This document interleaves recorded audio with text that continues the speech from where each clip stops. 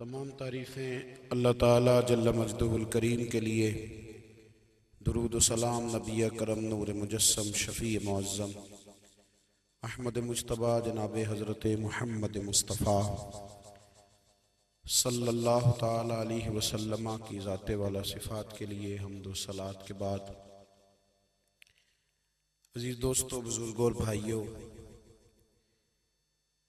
इंसान खाए पिए सोए जागे तो उसके जिस्म की ज़रूरियात पूरी होती हैं। लेकिन जब वो अल्लाह का ज़िक्र करता है, नमाज पढ़ता है, दुआ मांगता है, इस्तिग़फ़ार पढ़ता है, दुरूद व सलाम के गजरे पेश करता है, तो फिर उसकी रूहानी ज़रूरियात पूरी होती हैं। आज जिस ज़माने में हम वक्त गुजार रहे हैं, लोगों की जिस्मानी ज़रूरियात पूरी करने के लिए, ग़िज़ाई ज़रूरियात पूरी करने के लिए बहुत सारे बंदोबस्त किए जा रहे हैं। लेकिन जितना लोग अपनी ज़ाहिरी ज़रूरियात में ख़ुद कफ़ील होते जा रहे हैं, उतना ही ज़्यादा वो रूहानी तौर पर कमज़ोर होते जा रहे हैं। घंटों बैठकर गपशप करने वाले लोगों के लिए थोड़ी देर भी ज़िक्र इलाही करना मुश्किल हो जाता है। लंबी चौड़ी बातें करने वाले, लंबे चौड़े दलाइल देने वाले लोग और समझदार लोग और सियाने लोग इबादत के मामले में सुस्ती करते हैं, अमल के मसले में कमज़ोर हो जाते हैं। तस्बीहात करना, वज़ाइफ पढ़ना, दुरूद व सलाम पढ़ना, कम बोलना, सच्ची बात करना, सब्र से रहना, शुक्र को अपनाना, कनात इख्तियार करना, हसद, बुग़ज़, अदावत से बचना, ये लोगों के लिए मुश्किल हो जाता है। फिर उसका नुकसान ये है कि मुआशरा एक अजीब सी बेसुकूनी और बेकरारी का शिकार है। जेब में बहुत ज़्यादा पैसे रखने वाला, खुश शक्ल नज़र आने वाला, पेट भर के रोटी खाने वाला शख्स भी ढूंढता फिरता है कि आखिर मैं परेशान हूँ क्यों। आप इंसानियत की तारीख पढ़ेंगे तो आपको मालूम होगा कि इंसान ने कभी पत्थर की पूजा की, कभी माज़अल्लाह चाँद सूरज की, दरख्तों की, बुतों की पूजा की।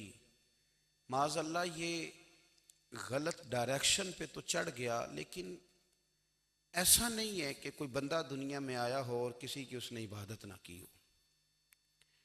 इसलिए कि अल्लाह तबारक व तआला ने जिस तरह हमारे जिस्म में खाने की तलब रखी है, पीने की तलब रखी है, सोने की तलब रखी है, इसी तरह अल्लाह ताला ने इबादत के लिए तलब रखी है जिस्म में।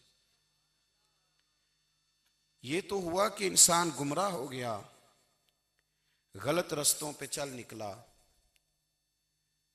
उसने झूठे माबूदों की तरफ माज़अल्लाह तवज्जो कर ली, लेकिन वो किसी न किसी के सामने झुकता रहा, क्योंकि उसके वजूद में तलब थी, शौक था उसे कि वो इबादत करे। अल्लाह तबारक व तआला जब मुसलमान को तौफीक दे और अल्लाह की बारगाह की जानिब वो रुजू करे, तो फिर उसका रवैया ये होना चाहिए कि उसकी तवज्जो हो अल्लाह की जानिब।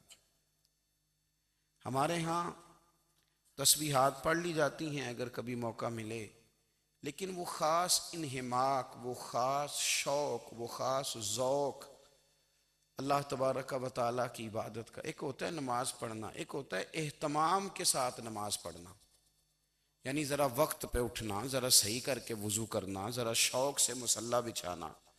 एक होता है तस्बीह पढ़ लेना, और एक होता है ज़रा थोड़ा सा ना शौक़ के साथ अल्लाह को याद करना। आप कभी जो मैंने आय करीमा पढ़ी, इसकी आप शान नज़ूल देखें। नबी करीम सल्लल्लाहु ताला अलैहि वसल्लम के ना कुछ सहाबा अल्लाह की मोहब्बत के शौक़ में हुजूर की बारगाह में हाजिर हुए, और उन्होंने आके अर्ज़ पता क्या किया, अर्ज़ करने लगे, या रसूल अल्लाह सल्लल्लाहु ताला अलैहि वसल्लम, सालों बीत गए हैं सजदे करते हुए, हुजूर सालों बीत गए हैं तस्बीह पढ़ते हुए, सालों बीत गए कहते हुए कि सुबहान अल्लाह वो पाक है। हमें सालों बीत गए ये कहते हुए कि अल्लाह अकबर वही सबसे बड़ा है। सालों बीत गए कहते हुए कि अल्हम्दुलिल्लाह सारी तारीफ़ें अल्लाह के लिए। सालों बीत गए उसकी तस्बीह करते, तहलील करते, तकबीर कहते। हुजूर अब ना हमारा अपने रब से मिलने को जी चाहता है।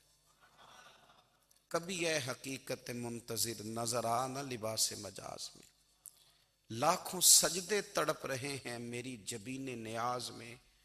और इकबाल कहने लगे कि तेरे इश्क की इंतहा चाहता हूं, तू मेरी सादगी देख क्या चाहता हूं। मेरा जरा सा तो दिल है मगर शोख इतना, मैं वही लन तरानी सुना चाहता हूं। मेरा भी दिल करता है कि अल्लाह मैं तुझे कहूं, मैं तुझे देखना चाहता हूं जिस तरह हजरत मूसा कलीम अलैहिस्सलाम ने कहा था, और तू मुझे कहे कि लन तरानी, तू नहीं देख सकता। जरा सा तो दिल है मगर शोख इतना, मैं भी वही लन तरानी सुना चाहता हूं। फिर कहने लगे भरी बज़्म में राज की बात कह दी, बड़ा बेअदब हूं सजा चाहता हूं। देखो सब लोगों के बीच ही मैंने ये कह दिया। मेरे अजीज सहाबा ना शौक में, कितने सारे लोग हैं आप, कितनी माशाल्लाह बड़ी तादाद में आप आए। हम भी कभी इस शौक में गए हैं कि हमारे रब को देखने को दिल चाहता है, हमारा जी चाहे वो कभी हमें मिले, हम कभी उसकी ज़ियारत करें, उसकी बारगाह करम में हम हाजिर हों। सहाबा ने अर्ज किया या रसूल अल्लाह सल्लल्लाहु अलैहि वसल्लम, हमारा रब कहाँ है? हमारा ना अपने रब को देखने को जी चाहता है। जब सहाबा ने यह अर्ज किया तो अल्लाह ने कुरान मजीद नाजिल किया, फरमाया वैज़ा साला का इबादी अन्नी फ़इन्नी करीब। महबूब जब मेरे बंदे आपकी बारगाह में आके मेरे बारे में पूछे ना, तो उनसे कह देना मैं उनके करीब ही हूं, करीब ही हूं। दलील क्या है? आई इजादान, ये जब भी मुझसे दुआ मांगेंगे मैं इनकी दुआओं को कबूल फरमाऊंगा। मैं इनके करीब हूं, मैं इनके करीब हूं। ये जब भी दुआ मांगेंगे ना मैं कबूल करूंगा, मैं इनके करीब हूं। अल्लाह तबारक व तआला के बंदे अल्लाह से मोहब्बत करते, रब की बारगाह में झुकते, उसको अपने दुख सुनाते, उसके प्यारे महबूब सल्लल्लाहु ताला अलैहि वसल्लम का वसीला लेके उसके हुजूर हाजिर हो जाते, पेशानियां सजदों से रोशन होती। हम ना हर चीज के लिए वक्त निकालते हैं, हर चीज के लिए, लेकिन इबादत के लिए वक्त नहीं निकालते। हर शय आबाद है, हर शय। हमारी फेसबुक भी आबाद है, व्हाट्सअप भी आबाद है, हमारे ट्विटर भी आबाद हैं, हमारी हर चीज आबाद है। सबसे कम आबाद हमारा मुसल्ला रह गया है, सबसे कम। वो लोग अब ढूंढने से मिलते हैं जिनकी बगल में मुसल्ला होता था। मेरे भाई आप कितना को दुनिया के पीछे भागोगे थका देगी, कितना दौलत के पीछे भागोगे थका देगी। आप जब अपनी जिंदगी में जमा तफरीक करोगे ना, तो मरते वक्त एहसास होगा कि सारा कुछ तो लोगों के लिए किया, अपने लिए तो कर ही कुछ नहीं सके। और हम इबादत के मामले में बहानेबाजी भी करते हैं। हम कहते हैं ओहो रिस्क कमाना भी तो इबादत ही है ना, तो मैं हलाल रोजी के लिए जा रहा हूं, ये भी तो इबादत है ना। मेरी तरह के लोग कह देते हैं कि मैं सवेरे उठ के मदरसे में कुछ असबाक देखता हूं, तो ये भी तो इबादत है। मैं बयान करने के लिए मुताला करता हूं, तो ये भी तो इबादत है ना। इतने इतने लंबे सफ़र करके मुल्क में दुनिया में घूमता हूं, तो ये भी तो मैं इबादत ही कर रहा हूं। अब स्पेशल नफलों के लिए वक्त किस तरह निकले, स्पेशल करके तस्बीह मैं कैसे चलाऊं, मैं सारा कुछ, हम बहाने बना लेते हैं ना। मेरा सवाल ये है कि ये सारी बातें सहाबा को, नबी करीम को, दीगर लोगों को भी तो पता थी ना। लेकिन आप गौर तो करें, 23 साल हुजूर को वक्त मिला, मुख्तसर वक्त ज़ाहिरन तबलीग करने के लिए। पूरी दुनिया में दीन भी फैलाना है। घर में 11 अज़वाज है, 4 बेटियां हैं, उनकी औलादें, सारे कामकाज भी देखने।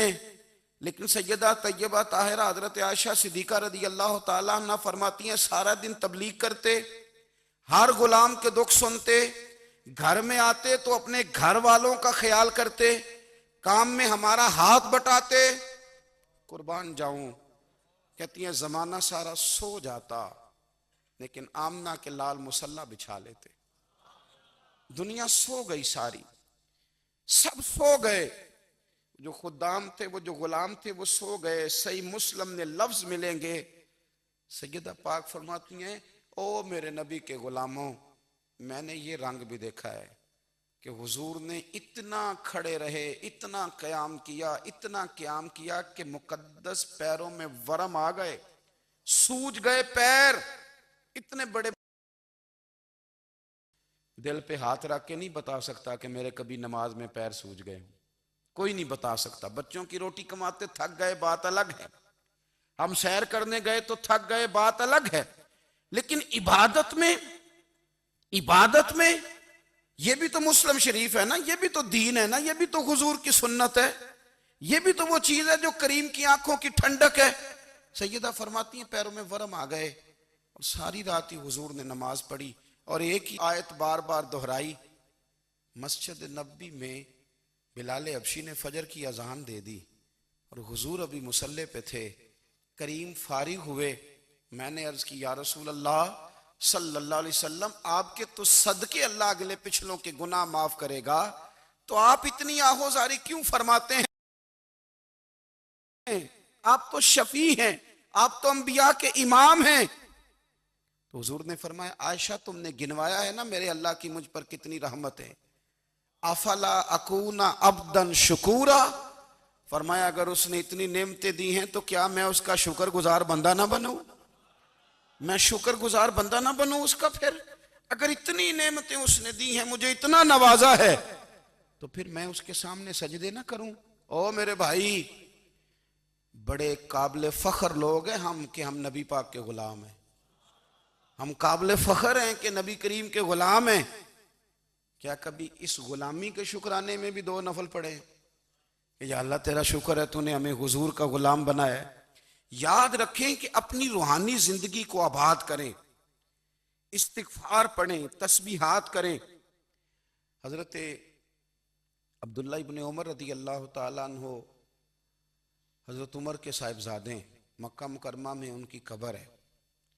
मैंने जब उन्हें पढ़ा तो मुझे उनसे बड़ा प्यार हो गया। लेकिन आपको पता है वहां जाके किसी शख्स का मज़ार तलाश करना या पूछना एक मुश्किल काम होता है।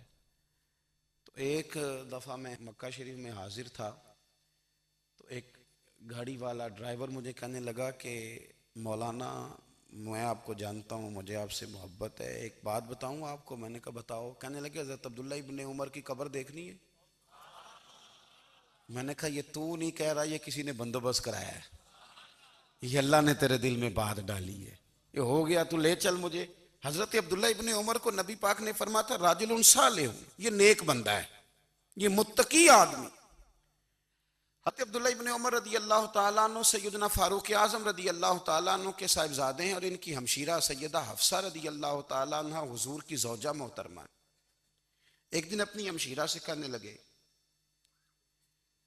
कि नबी करीम सल्लल्लाहु ताला अलैहि वसल्लम घर में आए ना, और अगर हुजूर गम उम्मत में परेशान ना हो, तबीयत को हशाश बशाश देखो, तो जरा पूछना तो सही हुजूर का मेरे बारे में क्या ख्याल है। पूछना तो सही कि करीम की बारगाह में मेरा क्या मकाम है, मेरे बारे में हुजूर क्या फरमाते हैं। अब बहन को काम बताए और बताए भी भाई, और फिर बहन वो काम ना करे, ये तारीख में होता नहीं। हजरत उमर फारूक रदी अल्लाह ताला अन्हु की साहिबजादी उम्मुल मोमिनीन रदी अल्लाह ताला अन्हा फरमाती हैं कि मैं तो बस मुंतजिर थी। उन्होंने तो कहा था ना कि अगर तुम हशाश बशाश देखो तो बात करना, लेकिन हुजूर तशरीफ लाए, मेरी बारी थी, मेरे घर तशरीफ लाए, खाना पेश किया तो फौरन मैंने अर्ज की हुजूर एक बात पूछनी थी। हुजूर ने फरमाया पूछिए। मैंने अर्ज की हुजूर मेरे भाई अब्दुल्ला इब्ने उमर के बारे में आपका क्या ख्याल है? नौजवानों मेरी बात पे गौर करना, मेरे भाई के बारे में आपका क्या ख्याल है? तो नबी करीम सल्लल्लाहु ताला अलैहि वसल्लम ने मेरी तरफ देखा और फिर हुजूर ज़ेरे लब थोड़ा मुस्कुराए। और बरेली के इमाम कहते हैं कि हुजूर मुस्कुरा देते थे ना, तो जो बड़ा दुखी होता था वो भी हंस पड़ता था। अब सवाल पैदा होता था कि फिर तो उस मुस्कुराहट के लिए इंतजार करना पड़ता होगा, कई कई महीने के हुजूर मुस्कुराएं तो रोने वाले हंसें। तो आला हजरत फरमाते नहीं, इंतजार नहीं करना पड़ता, ये मुस्कुराते रहना तो हुजूर की आदत है। जिसकी तस्की से रोते हुए हंस पड़े, उस तबस्सुम की आदत पे लाखों सलाम। यानी ये तो आदत है हुजूर की मुस्कुराते रहना, इसके लिए इंतजार नहीं करना पड़ता। भाइयों, आप ख्याल रखेंगे, गौर करेंगे, हजरत अब्दुल्ला इब्ने उमर रदी अल्लाह तआला अन्हु के बारे में पूछा तो सैयदा फरमाती हैं कि नबी करीम सल्लल्लाहु तआला अलैहि वसल्लम ना ज़ेरे लब मुस्कुराए और फरमाया, हफ्सा तेरा भाई है तो अच्छा, लेकिन मैंने सुना है कि इशा की नमाज पढ़ता है तो फजर तक सोया ही रहता है। ओ नौजवानों, 10 बजे तक सोने की बात नहीं हुई, 9 बजे तक सोने की बात नहीं हुई, 11 बजे उठने की बात नहीं।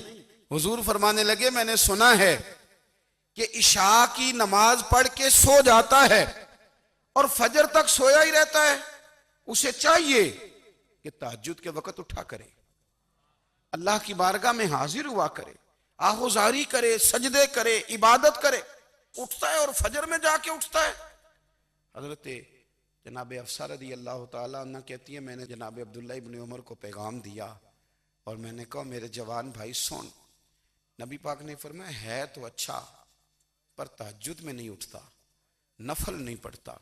ओ मेरी मिल्लत के जवानों, मजा नहीं आ जाता जब सारी दुनिया सोई हो, सारी दुनिया, और बिस्तर भी गर्म हो और नींद भी पूरा गलबा कर रही हो, और अचानक घंटी बजे दिमाग में, आंख खुले, घड़ी पे नजर पड़े, 3:30-4 बजे का पैगाम घड़ी बताए, और कोई चढ़ती जवानी वाला उठे, उठ के वुजू करे, और जब वो मुसल्ला खोल के बिछाए तो मदीने वाले महबूब कहते हैं कि हर नमाज पे रब सवाब देता है, और जो उठ के तहज्जुद की नमाज पढ़े उसे देख के तो रब मुस्कुराता है। जो उसकी शान के लायक है, जो उसकी शान के लायक, वो मुस्कुराता है, खुश होता है कि मेरा बंदा तहज्जुद में उठ गया, वो मुस्कुराता है। काश हमारी सुबहें कभी अपने मालिक के नाम हो जाएं। काश के सुबह हजरत अबुल हसन रहमतुल्लाह ताला अलैह हजरत माज इब्ने जबल रदी अल्लाह ताला अन्हु के पास बैठा करते थे। फरमाते हैं, उनसे जो प्यार बढ़ा तो फिर मेरा मुसल्ले से भी बढ़ गया। ताबिएं फरमाते हैं, सहाबी रसूल से मोहब्बत हुई तो जिक्र से भी हो गई, फिर दुरूद शरीफ से भी हो गई। मोहब्बत उनसे बढ़ी तो फिर अल्लाह ने मस्जिद का प्यार भी बढ़ा दिया। आप फरमाते हैं कि मेरी हर वक्त तबीयत चाहती थी कि बस अल्लाह अल्लाह करूं, बस अल्लाह अल्लाह करूं, बस ना मैं जरा थोड़ी जान छुड़ाऊं लोगों से, कुछ 10 मिनट मिले तो मैं कुछ 4 नफल पढ़ लूं, मैं थोड़ा सा ना बचूं लोगों से, और मुझे तस्बीह मिले तो मैं ना कुछ 400-500 दफा इस्तिगफार पढ़ूं, सुभान अल्लाह, अल्हम्दुलिल्लाह, अल्लाहु अकबर, ला हौला वला कुव्वता इल्ला बिल्लाह, मैं ना तस्बीहात पढ़ूं। फरमाते हैं कि बच्चे थे घर में 6-7, गुर्बत थी, काम मिलता कोई नहीं था, और मैं काम चोर नहीं था, काम ढूंढता था, पर अल्लाह की कुदरत के काम नहीं मिलता था। फरमाते हैं कि मैंने एक दिन अपनी अहलिया से कहा कि आज मैं फिर जाता हूँ काम ढूंढने। तो मेरी बीवी बड़ी फर्मा बरदार थी, पर उस दिन ना गुर्बत के हाथों तंग आके कहने लगी, आज ना कोई तू चीज़ लेके आया तो मुझसे बच्चों की भूख नहीं देखी जाती। ये सब रोगां दा रोग मुहम्मद, जिसदा नाम गरीबी, कंड बुला के लंघ जाते नहीं दोस्त यार करीबी। आज ना कुछ लेके आया तो मैं बच्चे लेके मेके चली जाऊंगी। शेख फरमाते हैं कि मैं बड़ा परेशान घर से निकला, पर मैंने सुबह से लेके जोर तक काम ढूंढा, काम मिला कोई नहीं। तो मेरे दिल में ख्याल आया, चलो काम नहीं मिलता तो अल्लाह अल्लाह तो करे ना, चलो बंदों की मजदूरी नहीं मिलती तो रब करीम की इबादत ही करते हैं। फरमाते हैं कि मैंने ना फुरात के पानी से वुजू किया, नहर के, शदीद धूप थी, साथ रेत थी और रेत तप रही थी।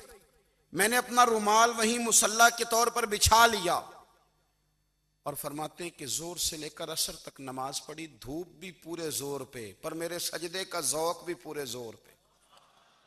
फरमाते हैं सूरज भी चमक रहा है और रब की इबादत का ज़ौक़ भी पूरे जोर पे। मैं सजदा करूं तो फिर मेरा उठाने को जी ना चाहे, मेरे उस्ताद लिखा करते थे, ये उनका शेर है, वो कहा करते थे, मुझे सोज दे, मुझे साज दे, और मुझे नीम शब का न्याज दे, दमे सजदा खुद को मैं तोड़ दूं, मुझे ऐसा ज़ौक़ नमाज दे। और मैं तेरी बहार का फूल हूं, मैं खिला भी हूं तो तेरे लिए, मुझे मेरी शाख से तोड़ ले, मुझे अपनी जुल्फ का नाज दे। भाई फरमाते हैं कि असर तक मैंने नफल पढ़े, दिल ढलने लगा, असर की नमाज पढ़ी और मैं वहां से चला। अब मैं जब निकलने लगा तो दिल में ख्याल आया कि छोटी छोटी दीवारें हैं घर की, बगैर कुछ लिए जाऊंगा तो बीवी दूर से देखेगी तो शोर करेगी कि फिर खाली हाथ आ गया है। कहते मैंने अपने उसी रुमाल में जिस पे मैंने नमाज पढ़ी थी ना, रुमाल में की आखी दे पंजाबी च साफा, कहते हैं उसी में ना मैंने कुछ रेत भर ली कि वो दूर से देखेगी तो समझेगी कुछ लेके आया है, चलो जाके उसे बता दूंगा कि आज फिर मजदूरी नहीं मिली। कहते हैं वो रेत लेकर जब मैं घर में गया तो पहले बीवी दरवाजे पे खड़ी होती थी, पूछती थी खाली हाथ आ गए हो, आज मैंने देखा तो है ही कोई नहीं। फरमाते हैं मैं अंदर दाखिल हुआ, सलाम लिए, कोने में मैंने वो रुमाल रख दिया और मैंने आवाज दी कि भली मानस कहाँ हो? तो वो कहने लगी आप मुंह हाथ धो ले, मैं रोटी लेके आई। मैंने कहा रोटी कहां से आ गई, यहां तो कई दिनों के फाके, तो कई दिनों की गुर्बत है, यहां तो इस घर में तो फकीरी है। फरमाते हैं कि वो रोटी लेके आई और उस वक़्त की जो मौजूदा नेमतें थी, समझ ले सलाद अचार हर चीज साथ लाई। मैंने कहा कि बच्चे कहाँ गए? कहने लगी वो खाना खा के खेलने गए, आप खाना खा लें आ जाते। खाना उसने चुन दिया। मैंने हैरत अंगेज लहजे में सारी नेमतें अपने दस्तरखान पे देख करके बीवी से पूछा ये कहां से आया खाना, बच्चों को तूने कहां से खाना खिलाया, ये सारा कुछ कैसा है? तो कहने लगी पता नहीं आज आप किस करीम की मजदूरी करने चले गए थे, पता नहीं किस करीम की, मेरे घर में तो इतनी नेमतें आई हैं कि मुझसे संभाली नहीं जा रही, इतना अनाज है, इतना गंदुम है, किस करीम के दरवाजे आज चले गए थे? ये कहते कहते वो उठी और उठ करके कहने लगी पहले ही बड़ा कुछ आया था, अब क्या ले आए हो? और जा करके ना उसने वो रेत वाला रुमाल खोला, कहने लगे मैं तो लेके आया था रेत, तो मेरे रब ने उसे भी सोने और हीरे बना दिया था। जब आपकी तवज्जो अल्लाह की जानी, मेरे नबी पाक सल्लल्लाहु ताला अलैहि वसल्लम ने फरमाया हर चीज अपने रब से मांग, हर चीज मांग, हर चीज मांग। या रसूलल्लाह क्या कुछ? मेरे महबूब ने फरमाया तेरे घर में नमक भी खत्म हो जाए तो वो भी अपने रब से मांगा कर, तू मांगना वो तुझे देगा, तो उसकी बारगाह में कशकोले तलब दराज तो करना। और तिरमिजी शरीफ में अजीब लफ्ज है, रसूल कायनात ने फरमाया, रब करीम फरमाते हैं जब मेरा बंदा हाथ उठाता है ना तो मुझे हया आती है कि मैं खाली कैसे लौटा दूं इसके, इतने बड़े बादशाह की बारगाह में। ओ भाई लोगों से इज्जतें तलाश करते हो तो वो क्या तुम्हें इज्जत देंगे, वो तो कल अच्छा कहते हैं परसों बुरा कहने लग जाते हैं। लोगों के सामने गुड बुक में आना चाहोगे तो वो तो सवेरे तुम्हारे बारे में कुछ कहेंगे, शाम कुछ और कहेंगे।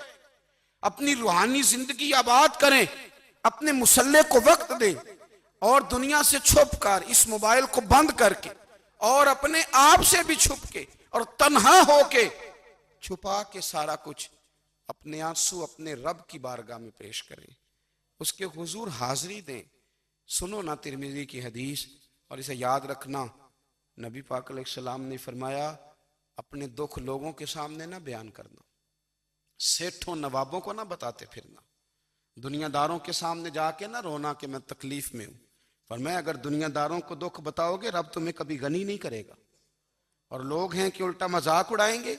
आपकी जिससे बड़ी पक्की यारी है ना, पक्की, वो तब तक पक्की है जब तक आपने 50,000 मांगा नहीं। और जिस वक्त आपने कह दिया कि मैं मजबूर हूं मेरी मदद कर, तो फिर खत्म हो गई दोस्ती। लोगों के ताल्लुकात आपके साथ तब तक हैं जब तक आप उनसे कोई जरूरत वाबस्ता नहीं करते।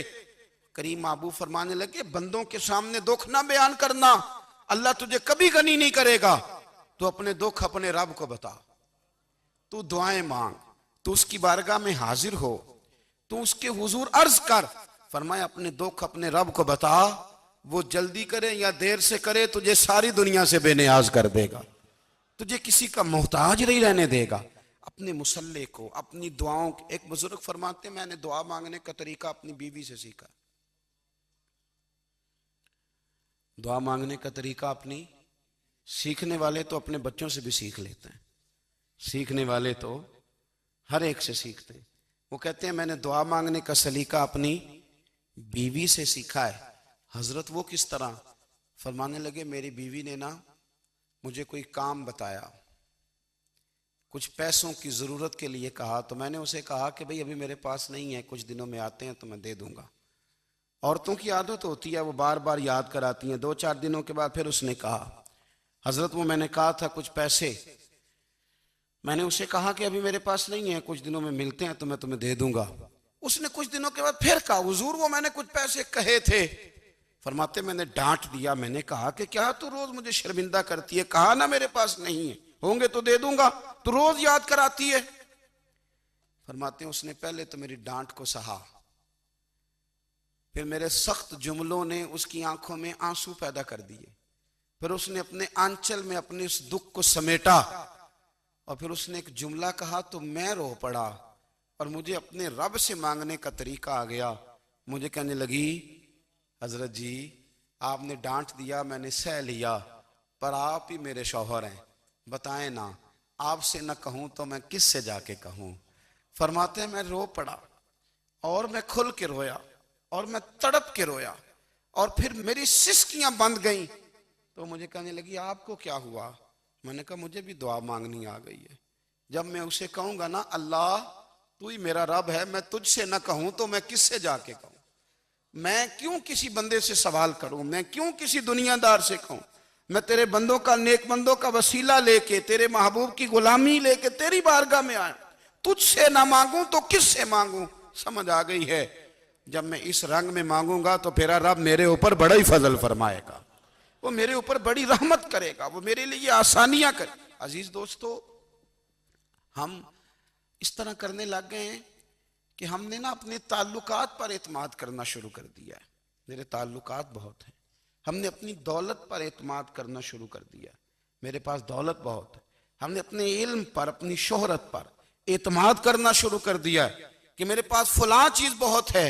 याद रखना, जब बेनियाज अपनी सिफ्ते बेनियाजी दिखाता है तो बड़ी बड़ी दौलतों वाले मजबूर नजर आते हैं। भाइयों, जब इंसान का रिश्ता अपने मालिक के साथ होता है, फिर तो गम भी कुछ नहीं कहते, परेशानियां भी कुछ नहीं कहती, फिर तो जिंदगी सब्र वाली, फिर तो जिंदगी तवक्कुल वाली, फिर तो जिंदगी भरोसे वाली। फिर इंसान अपने आप को रुसवा नहीं करता, दुनियादारों से उम्मीदें उसकी खत्म हो जाती, उम्मीदें अल्लाह रसूल से लगा लेता, मजबूत हो जाता है, मजबूत, ताकतवर हो जाता है, खुददार हो जाता है, बावकार बाइज्जत हो जाता है। हजरत बहलोल दाना रहमतुल्लाह अलैह बैठे थे, तो हारून रशीद हज करके आ रहा था, तो रास्ते में हजरत शेख से मुलाकात हो गई, तो अस्सलामु अलैकुम के बाद कहने लगा, हुजूर कोई हुक्म हो तो बताइएगा।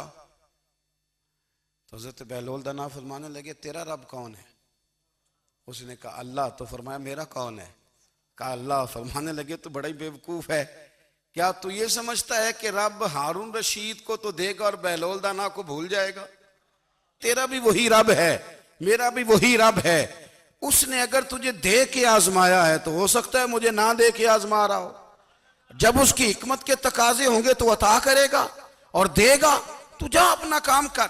भाई, अपनी रूहानी जिंदगी, अपनी इबादत, अपने वज़ाइफ, अपने रोजमर्रा के मामलात, अपनी दुआएं, अपना इस्तिगफार।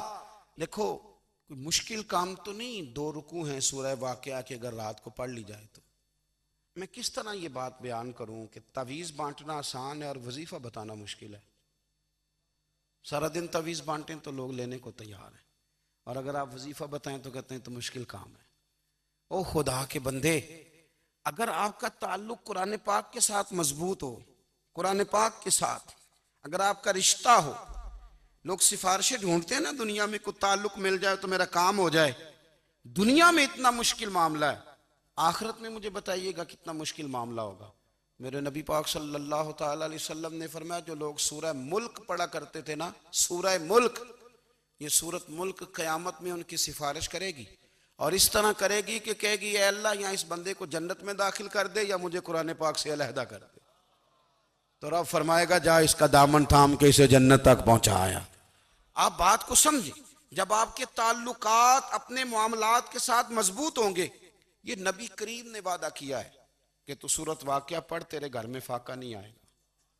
हजरत अब्दुल्ला इब्ने मसूद रदी अल्लाह ताला अन्हु बीमार थे, तो हजरत उस्मान गनी रदी अल्लाह ताला अन्हु तीमारदारी के लिए तशरीफ ले गए और जा करके कहा कि आप बड़े बीमार हैं, आपकी बेटियां ज्यादा हैं, मैं चाहता हूं कि खजाने में से कुछ मदद करूं। तो सैयदना अब्दुल्ला इब्ने मसूद रदी अल्लाह ताला अन्हु उठ के बैठ गए और कहने लगे अमीरुल मोमिनीन, अल्लाह आपको मेरी तरफ से, मेरी बेटियों की तरफ से बेहतर सिला दे। मेरी बेटियों को किसी खजाने की जरूरत नहीं, मैंने उन्हें खजाना दे दिया है। कहा जनाब आपने कौन सा खजाना दिया है, मैं आपके माली मामलात को जानता हूं। तो फरमाने लगे अमीरुल मोमिनीन, मेरे नबी करीम ने फरमाया है जो सूरत वाक़या पढ़े उसे कभी फाका नहीं आता, मैंने बेटियों को याद करा दी है, ये खजाना मैंने उन्हें दे दिया है। वो सारे वालिदैन सुने जो बेटियों के लिए परेशान रहते हैं। हजरत अब्दुल्ला इब्ने मसूद नसीहत कर रहे हैं, फरमाने लगे मैंने सूरत वाक़या याद भी करा दी है, पढ़ने की आदत भी डाल दी है। हुजूर ने फरमाया है जो सूरत वाक़या पढ़े उसे फाका नहीं आता। कहने लगे चांद तो अपनी जगह छोड़ सकता है, सूरज गिर सकता है, तारे टूट सकते हैं, पर मदीने वाले रसूल की बात गलत नहीं हो सकती। हुजूर ने फरमाया फाका नहीं आएगा तो इंशाअल्लाह कभी भी नहीं आएगा। करने का काम यह है कि हम अपने मामलात, अपनी इबादत, अपनी दुआएं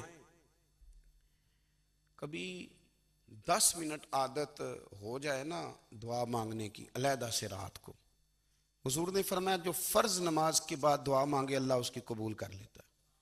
नबी पाक सल्लल्लाहु ताला अलैहि वसल्लम ने फरमाया अल्लाह मुसाफिर की दुआ कबूल फरमाता है। हुजूर ने फरमाया अल्लाह मजलूम की दुआ कबूल फरमाता है। हुजूर ने फरमाया बीमार से दुआ कराओ अल्लाह उसकी दुआ कबूल फरमाता है। मेरे नबी पाक ने फरमाया माँ बाप जब भी औलाद के लिए हाथ उठाएं, वैसे तो बुल्ले शाह तो आसमानी उड़दियां ही फड़ दें, जेड़ा घर बैठा उन्होंने बढ़िया ही नहीं। हुजूर फरमाने लगे माँ बाप जब भी औलाद के लिए दुआ फरमाएं अल्लाह उनकी दुआ को कबूल करता है। आप अपना ताल्लुक बनाएं दुआ के साथ, इबादत के साथ, मुसल्ले के साथ रिश्ता बनाएं, इस्तिगफार पढ़ें। सलाहुद्दीन अय्यूबी सलेबी जंगों में थे, रात को मस्जिद अक्सा में नमाज पढ़ी तो परेशान थे। एक बुजुर्ग से मुलाकात हुई तो वो कहने लगे कि आप बड़े परेशान हैं। कहने लगे हुजूर परेशान इसलिए हूं कि पहले ही मुसलमान कमजोर है, अब मैंने सुना है दुश्मन का एक बहरी बेड़ा वो जंगी सामान से भरा हुआ आ रहा है, तो अब उनके पास और तलवारें और नेज़े आ जाएंगे, मुसलमानों के पास पहले ही वसाइल की कमी है, परेशान हो किस तरह करके मुकाबला करेंगे। ये बात कहते ही सलाहुद्दीन अय्यूबी ने बुजुर्गों से कहा हुजूर आप भी दुआ करना, दुआ की बड़ी ताकत है। मेरे नबी पाक ने फरमाया दुआ मोमिन का हथियार है, दुआ मोमिन का, दुआ मोमिन का। हुजूर ने फरमाया तकदीर को स्वाए दुआ के कोई चीज नहीं बदल सकती, दुआ मोमिन का हथियार है, ये काफिर के पास कोई नहीं, ये हथियार है मोमिन का। अल्लाह करे आपको समझ आए, फिर सुने कई बार कह चुका हूं ये हथियार है। काफिर के मुकाबले में जो तेरे पास सबसे बड़ा हथियार है वो दुआ है। दुआएं करानी छोड़ दी, करनी छोड़ दी, लेनी छोड़ दी। हजरत सैयदना अनस बिन मालिक रदी अल्लाह ताला अन्हु फरमाया करते थे मैंने वो रंग देखा है जब हुजूर दुआ मांगते थे और हुजूर की मुकद्दस आंखों में आंसू भी साथ ही बहा करते थे, मैंने वो अंदाज देखा। तो सलाहुद्दीन अय्यूबी बुजुर्ग से कहने लगे आप भी दुआ कीजिए, और खुद रोने लगे और सर सजदे में रख के रोने लगे और इशा से लेकर फजर तक रोए, खूब रोए। सुबह वो बुजुर्ग आए तो सलाहुद्दीन अय्यूबी का खूबसूरत और हंसता हुआ चेहरा देखा। कहने लगे आप बड़े खुश हैं, रात तो मैंने बड़े रोते हुए देखा था। तो कहने लगे हुजूर वो जो बहरी बेड़ा आ रहा था ना वो पानी में डूब गया है, अब वो नहीं आ रहा, अभी खबर आई है तो मैं बड़ा खुश हूं। बुजुर्ग कहने लगे उठ सीने से लग और सोने के बाद वो बहरी बेड़ा पानी में नहीं डूबा, वो तेरे आंसुओं में डूब गया है। वो जो तू रात रोया है ना रब करीम की बारगाह में, तो वो डूब गया है। भाई अपना मुसल्ले का, इबादत का, वज़ाइफ का, अल्लाह अल्लाह का सिलसिला उसको मजबूत करें। अपनी दुआओं के ताल्लुक को मजबूत करें। दुआएं बड़े इनकलाब बर्पा कर देती हैं। हम थोड़े थोड़े ना जब से खुश्क हुए हैं ना, खुश्क, और मेरी तो जमात ही सूफिया की जमात थी। हम तो दाता अली अजमेरी की जमात से, हम तो ख्वाजा अजमेरी की जमात से, हम तो शेख अहमद फारूक सरहंदी की जमात से, हम तो सूफिया की जमात। हमारी जमात ने भी वो ताल्लुक जो हमारे बुजुर्गों ने बनाया था। बुजुर्ग अल्लाह के करीब कैसे जाता है? तो हमारे यहाँ ना बहुत सारे लोग कहते हैं जी नजर हो गई तो काम हो गया। भाई जो बुखारी मुस्लिम में तरीका है ना अल्लाह का कुर्ब पाने का, वो तो नफल है। नबी करीम अलैहिस्सलाम ने फरमाया बंदा नफलों के जरिए रब के करीब जाता है, और इतना करीब जाता है कि फिर अल्लाह उसकी जुबान बन जाता है, अल्लाह उसकी आंखें बन जाता है, कान बन जाता है, हाथ और पैर बन जाता है। तो ये तो इबादत है, ये तो अल्लाह की बारगाह की हाजिरी है जो आपको अल्लाह के करीब करेगी। तो अपने नमाज को अहमियत दे के अदा करें। नमाजें मोबाइल बंद करके अदा करें। लेकिन ना कुछ लोग कहते हैं मुझे टाइम नहीं मिलता नमाज का, तो मैं कहता हूँ ये आपने बड़ी जुर्रत की बात की है। मुझे को मेरा पीर भाई कह देना मेरे पास टाइम नहीं है आपको मिलने का, तो मैं कहता हूँ आज के बाद आना ही ना। मैं तू क्या समझता है, तू बहुत बड़ा आदमी है, तेरे पास टाइम नहीं है और हमें मिलने का टाइम, मौज कर। तो आपने अल्लाह रसूल को कह दिया टाइम नहीं। और अजीब फलसफा है ना, कहा जाए नमाज पढ़ने आओ तो कहते हैं कपड़े ठीक नहीं, और कहा जाए कि आओ जरा दावत पे चलें तो कहते हैं 1 मिनट ठहर मैं कपड़े बदल के आया। नमाज के लिए कहा तो कहते ठीक नहीं, दावत के लिए कहा तो कहते मैं जरा तैयारी कर लूं, यूं जाना मुनासिब नहीं। ये मामला ठीक नहीं। रब तो फरमाता है कि जब तू मस्जिद में आ तो जीनत इख्तियार करके आ, खूब जौक से दुआ मांगे, खूब शौक से नमाज पढ़ें, खूब इस्तिगफार का मिजाज बनाएं। आप लोगों के बीच रह के सुख हासिल करना चाहते हैं, लेकिन आपको पता है कई कई महीने गारे हिरा में रहना भी मदीने वाले महबूब का तरीका है। हर साल एतिकाफ बैठना अलग से, ये भी हुजूर का तरीका है। मस्जिद नबी के अंदर दरवाजा खुलता था नबी करीम का, पर घर के अंदर नफल पढ़े नबी पाक। और हुजूर फरमाते हैं कुछ नफल नमाज घर में भी पढ़ा करो, घर को कब्रिस्तान ना बनाओ। हमारा घर अल्लाह के जिक्र से आबाद होगा अगर हम नमाज पढ़ेंगे ना। मैं जब सुन्नत पढ़ने के लिए घर में खड़ा होता हूँ तो मेरा जो 2.5-3 साल का बेटा है ना, वो भी मेरे साथ नमाज पढ़नी शुरू कर दे। उसे पता कोई नहीं नमाज क्या होती है, लेकिन वो भी ना सजदा ना भी करना है तो साथ लेट ज़रूर जाता है। पता चला बच्चे लेक्चर देने से नमाज नहीं पढ़ते, नमाज शुरू कर दें तो बच्चे भी शुरू कर देते हैं। हम जब परेशान होते हैं तो लेक्चर देते हैं, तो लेक्चर तो बाहर शायद चल जाए, घर में कैसे चलेगा? घर में तो अमल चलेगा। तो मेरे अजीज़, आज के इस रूहानी इज्तिमा में हमारे दोस्तों ने जो मेहनत की, हमने बार बार अपनी नीयत से पूछा खुदा हमें माफ़ करे अगर कोई ज़ाती शोहरत है, कोई हमारे ज़ाती मुफादात हैं, रब हमें हिदायत दे। हमारी ये ख्वाहिश थी कि रूहानी इज्तिमा हमें थोड़ा सा अल्लाह और उसके रसूल के जानिब माइल करे, कुछ हमारा रिश्ता मुसल्ले के साथ मजबूत करे।